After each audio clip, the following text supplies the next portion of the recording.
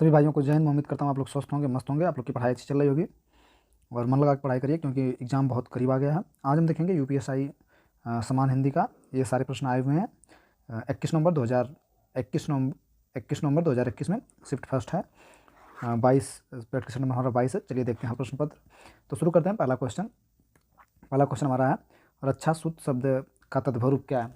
रक्षा सूत शब्द का तद्भव रूप, तो रक्षा सूत शब्द का तद्भव रूप बिल्कुल इसका 3 हो जाएगा, राखी हो जाएगी। ठीक, रक्षा सूत क्या? तत्सम है। ठीक, अगला क्या है? इसका राखी हो जाएगी। और राख हमारा क्या है? ये जो राख है ये तद्भव है, इसका तत्सम क्षार हो जाएगा। राख का तत्सम क्षार हो जाएगा। जो राजपूत हमारा है ये हमारा तद्भव है, इसका तत्सम क्या दिया है? राजपूत दिया है, तो राजपुत्र हो जाएगा। ठीक, राजपूत दिया, राजपुत्र हो जाएगा। और रस्सी हमारी क्या है? रस्सी हमारी तद्भव है, रस्सी का तत्सम रज्जु हो जाएगा। ठीक, रस्सी का तत्सम क्या हो जाएगा? रज्जु। ठीक, और हो गया अब तो सब, राग का, राजपूत का, रस्सी का। ठीक, अगला क्वेश्चन देखते हैं। इनमें से कौन सा शब्द काल शब्द का अर्थ नहीं है? इनमें से कौन सा शब्द काल शब्द का अर्थ नहीं है? यमराज, समय, आने वाला कल, शत्रु। इनमें से कौन शब्द काल शब्द का अर्थ नहीं है? तो काल शब्द का अर्थ नहीं है, देखते हैं। चलिए, विकल्प इसका 3 से हो जाएगा। आने वाला, काल का क्या हो जाएगा? यमराज भी हो जाएगा, समय भी हो जाएगा, शत्रु भी। ठीक है, काल शब्द का अर्थ नहीं है तो आने वाला काल नहीं है। ठीक, क्या है? आने वाला काल नहीं है। ठीक, अब काल शब्द का यमराज, समय, शत्रु। ठीक, अगला देखते हैं। तुलसीदास क्या है?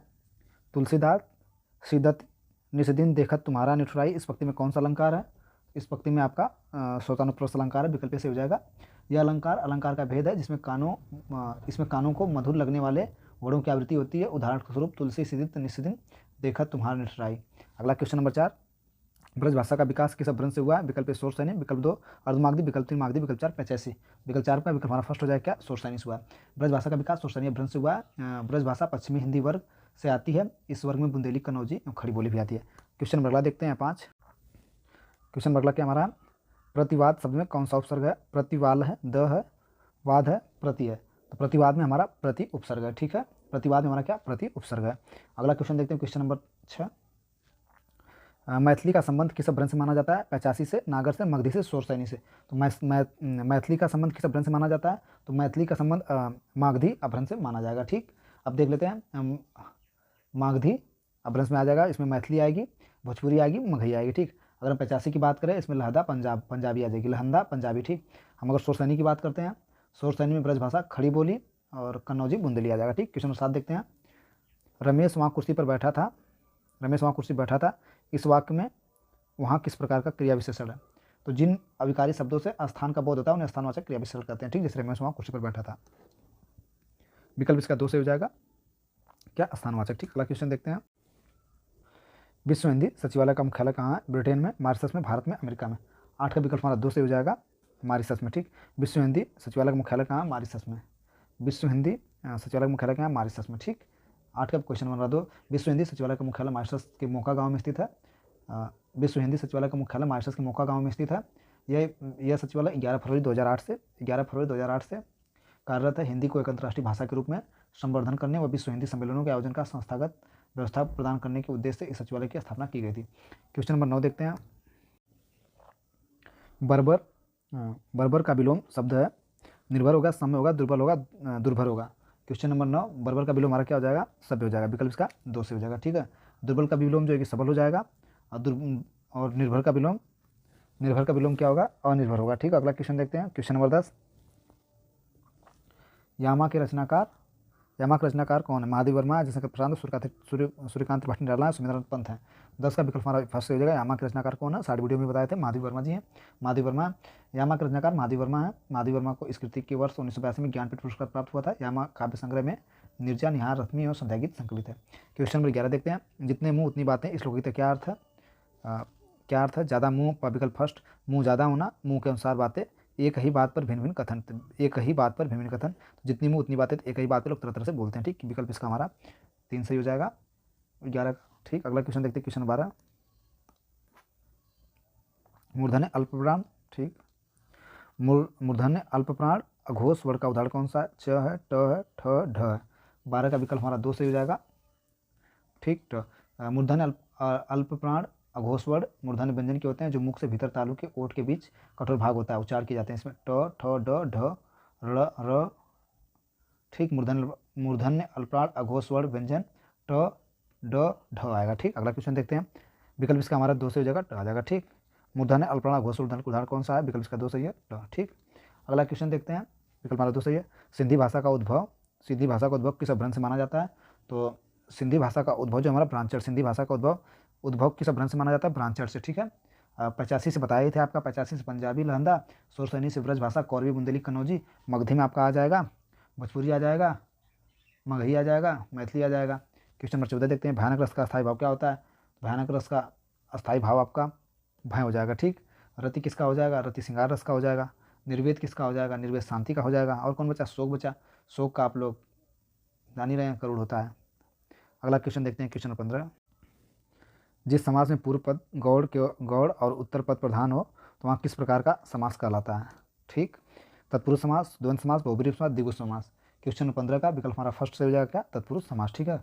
जिस समास में पूर्व पद गौड़ और उत्तर पद प्रधान होता है उसे तत्पुरुष समास कहते हैं। उदाहरण के लिए कालजयी और राजद्रोही, आत्मघाती, मूर्तिकार, यशोदा, राजकुमार, गृहगत, कष्टसाध्य, तुलसीकृत, देशार्पण, विद्यालय में कौन समास है, इन सभी में तत्पुरुष समास है, ठीक। क्वेश्चन नंबर 16 देखते हैं, प्रश्नवाचक और विस्मयादि बोधक छोड़कर सभी वाक्यों के अंत में प्रयुक्त होते हैं। तो प्रश्नवाचक और विस्मयादि बोधक छोड़कर सभी वाक्यों के अंत में जो पूर्ण विराम का प्रयोग होता है, ठीक है। कौन सा, पूर्ण विराम।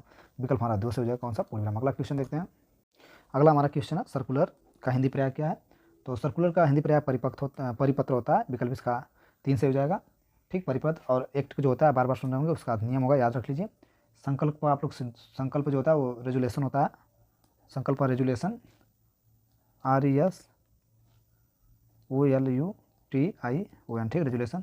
अधिसूचना का एक बार पीछे भी पूछा गया था, तभी तो लगता है कि जो दरोगा में पिछले पेपर करके जाता है उसका हो ही जाता। नोटिफिकेशन, FICATION, ठीक, नोटिफिकेशन होगा, इसका विकल्प 3 से हो जाएगा, परिपत्र। अगला क्वेश्चन देखते हैं, क्वेश्चन नंबर 19, इनमें कौन सा शब्द प्रपंच का पर्यायवाची शब्द नहीं है, तो इनमें से क्वेश्चन नंबर 18, इनमें से कौन सा शब्द प्रपंच का पर्यायवाची नहीं है, फरेब हो गया आपका, झांसा हो गया, छल हो गया। फरेब, झांसा, छल, तीनों में कौन सा नहीं है, दुनिया नहीं है, दुनिया कहाँ प्रपंच में आएगा। क्वेश्चन 19 देखते हैं, अध्यापक पाठ पढ़ाएंगे, इस वाक्य में क्रिया किस काल का बोध करा रही है, तो अध्यापक पाठ पढ़ाएंगे, अध्यापक पाठ पढ़ाएंगे, इस वाक्य में क्रिया किसका बोध करा रही है, सामान्य भूतकाल का, सामान्य भूत, अपूर्व वर्तमान काल, सामान्य वर्तमान काल, सामान्य भविष्य काल। विकल्प 4 जगह सामान्य पाठ, अध्यापक पाठ पढ़ाएंगे मतलब भविष्य की बातें कर रहे हैं, सामान्य भविष्य काल, सामान्य भविष्य काल, काल क्रिया के जिस रूप से आने वाले समय में किसी कार्य के समान रूप से होने का बोध होता है सामान्य भविष्य काल कहते हैं। उदाहरण के लिए अध्यापक पाठ पढ़ाएंगे, नेताजी भाषण देंगे। क्वेश्चन नंबर 20 देखते हैं, अधर में लटकना मुहावरे क्या अर्थ है, अधर में लटकना मुहावरे में दुविधा में पड़ जाना, ठीक। विकल्प का 2 से हो जाएगा, अधर में लटकना मुहावरे का अर्थ होता है दुविधा में पड़ जाना। वाक्य प्रयोग देखते हैं, हमारा भविष्य और भाग्य इस समय अधर में लटका है, ठीक है। क्वेश्चन नंबर 21 देखते हैं, इनमें से कौन सा वाक्य आस्तिक शब्द के लिए उपयुक्त है, तो आस्तिक शब्द के लिए हमेशा उपयुक्त वाक्यांश ईश्वर के प्रति आस्थावान, ठीक है। आस्तिक, नास्तिक नहीं, आस्तिक, ईश्वर के प्रति आस्थावान। विकल्प से कौन सा हो जाएगा, 3, ठीक है।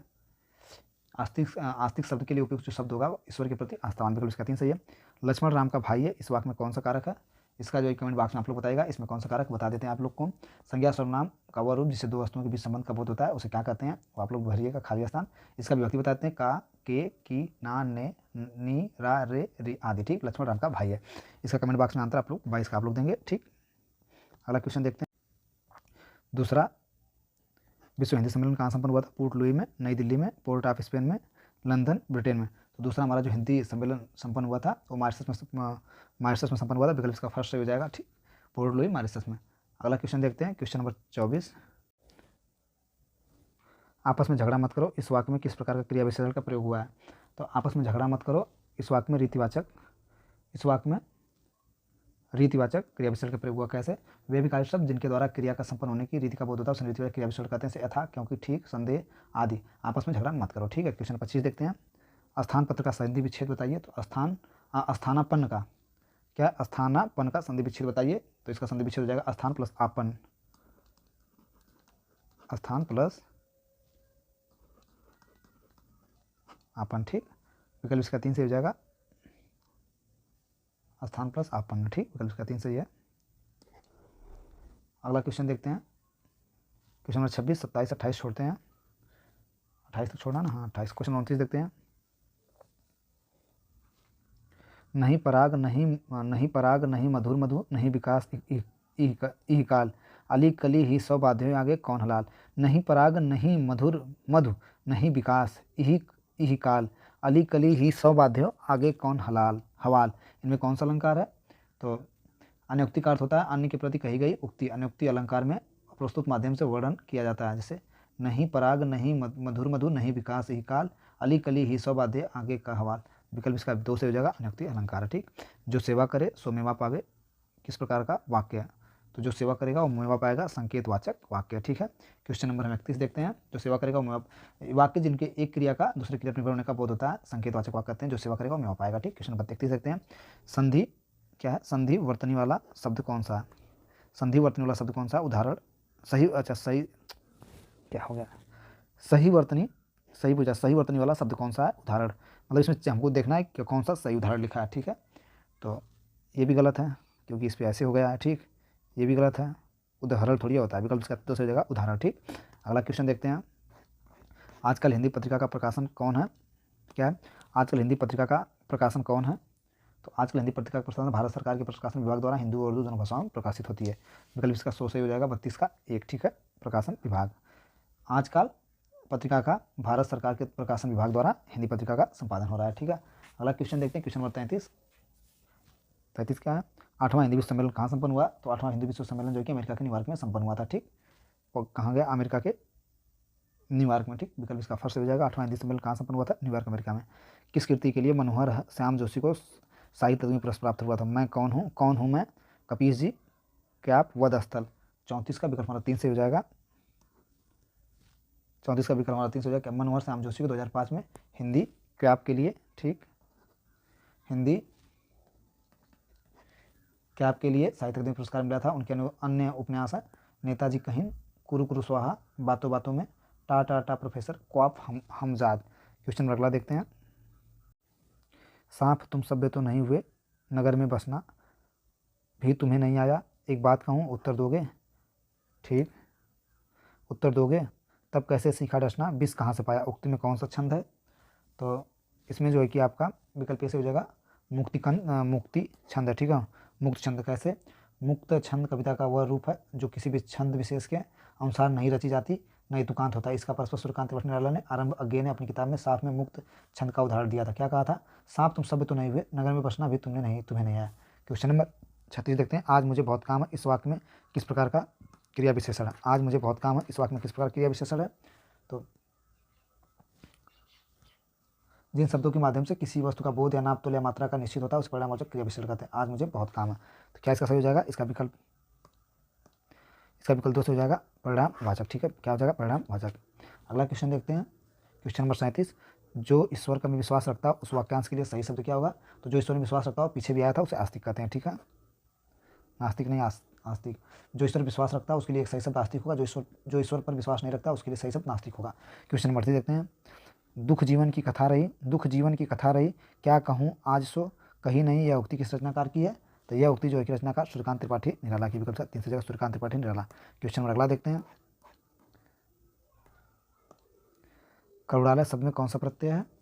तो करुणालय शब्द में मैं प्रत्यय है। ठीक, विकल्प का कौन सा हो जाएगा, विकल्प का फर्स्ट हो जाएगा, करुणालय शब्द में कौन सा प्रत्यय है, मैं। क्वेश्चन नंबर, इनमें से कौन शब्द स्त्रीलिंग नहीं है। तो अपेक्षा गति व आत्मा स्त्रीलिंग है। ठीक, स्वर पुल्लिंग शब्द है।